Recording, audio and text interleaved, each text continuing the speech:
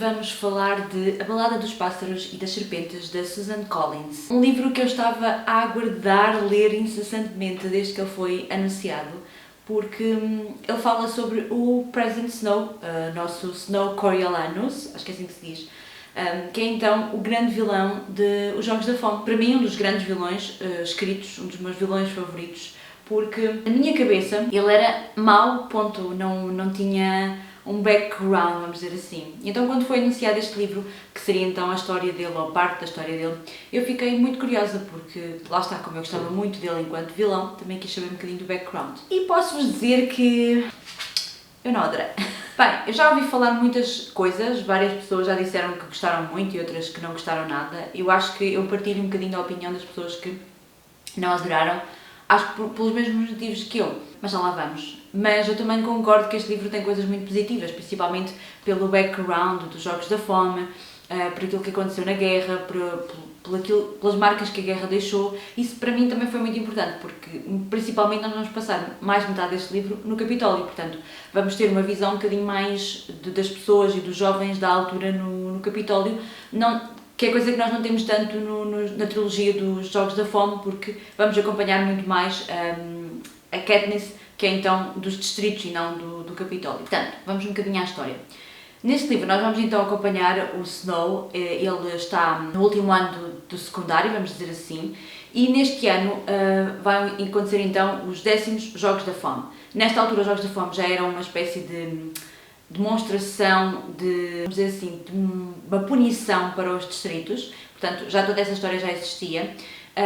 E neste ano, os organizadores dos Jogos da Fome decidiram então que os tributos, pela primeira vez, vão ter então mentores. E esses mentores vão ser pessoas escolhidas então da escola, do último ano da escola, que se inclui então o Coriolanus, o Snow, que vai ser então mentor da rapariga do distrito 12, calhou-lhe em sorte de ser a última distrito, a rapariga do último distrito, que por sorte vai ser então a nossa Lucy Gray. É uma espécie de uma rapariga revolucionária, vamos dizer assim, isto ring a bell, não é? Katniss também era assim um bocadinho.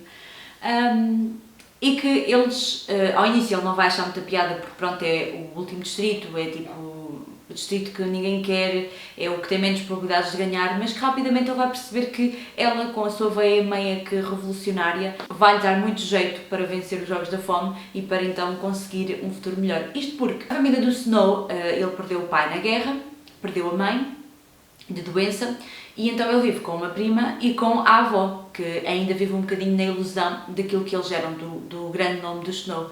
E basicamente ele vai ter então que ganhar para continuar a imortalizar o nome dos Snow. Só que isso não é fácil, não é? Porque Jogos da Fome e basicamente estes Jogos da Fome, eles na altura, neste ano em que aconteceram, ainda não eram tão à frente como nós vamos vê-los nos Jogos da Fome da Katniss. Eu achei bastante engraçado porque os Jogos da Fome na altura aconteciam numa pequena arena, portanto não tinham assim grandes coisas, não havia grandes coisas a entrar na arena.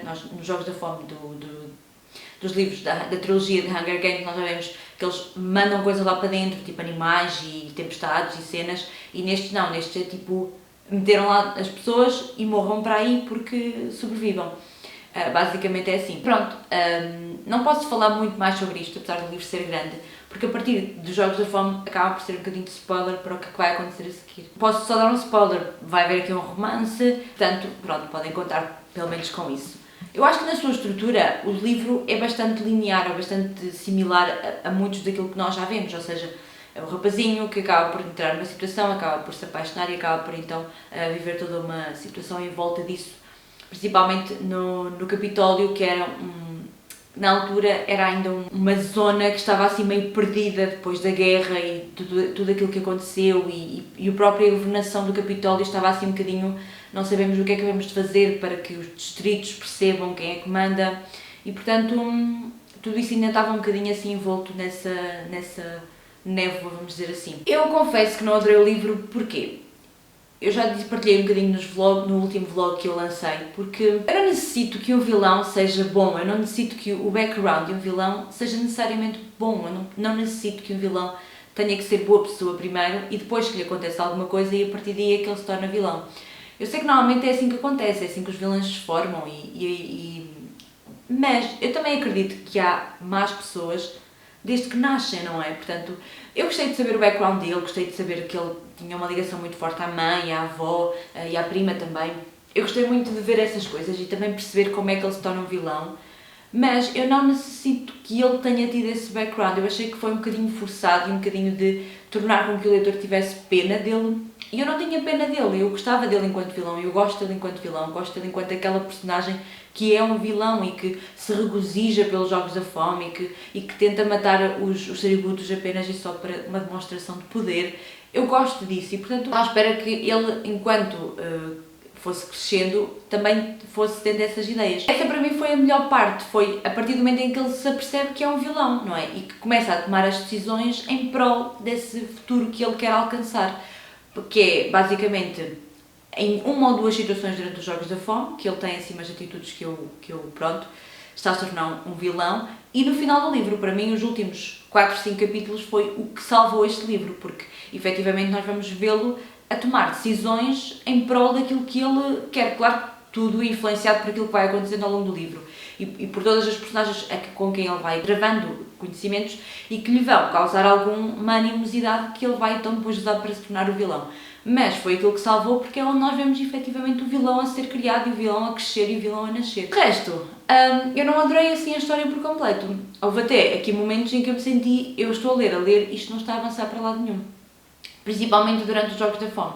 Como estes Jogos da Fome eram muito mais arcaicos do que aqueles que nós lemos nos The Hunger Games, na trilogia, acaba por vezes por se tornar um bocadinho cansativo toda esta narrativa e provavelmente este livro poderia ter o tamanho do primeiro livro da trilogia The Hunger Games, que era para aí 250, 300 páginas e isto tem 430 e tal. Ou seja, a autora podia ter condensado aquilo um bocadinho mais para que a história se tornasse um bocadinho mais, de leitura um bocadinho mais fácil. Parece que chegamos ali a meio e estamos ali a ler e parece que a coisa não avança. Foi isso que eu senti e por isso é que eu não consegui lhe dar mais. Eu dei-lhe 3 estrelas e meia pelo final do livro, porque eu estava mesmo para lhe dar 3 estrelas. Porque no fundo é um reviver da história, é um voltar ao The Hunger Games e quem é fã vai gostar bastante de ler, de voltar a este universo, de perceber mais algumas particularidades de como é que os Jogos da Fome chegaram onde chegaram. Há aqui uma explicação muito engraçada para os mimogaios e para toda essa coisa de eles reproduzirem os sons, que eu gostei bastante e que depois também nos vai remeter muito para Katniss e para aquilo que ela utiliza como símbolo da revolução.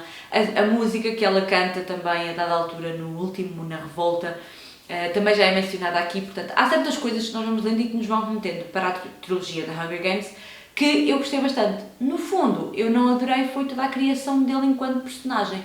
Por momentos achei mesmo, ele é tipo... Pronto, não sei, acho que a autora tinha boas intenções em escrever este livro. Eu não sei se isto vai ter continuação, isto acaba de uma forma que para mim, pela maneira como acaba, provavelmente vai ter continuação.